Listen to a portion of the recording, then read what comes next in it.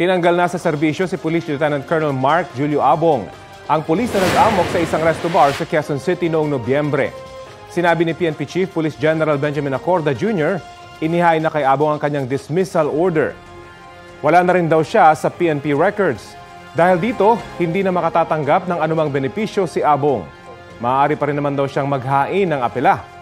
Bago pa man ang insidente sa resto bar, nasangkot si Abong sa isang hit and run noong August 2022 na ikinamatay ng biktima.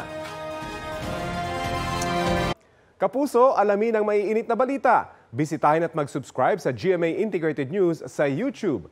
Sa mga kapuso abroad, samahan niyo kami sa GMA Pinoy TV at sa www.gmanews.tv.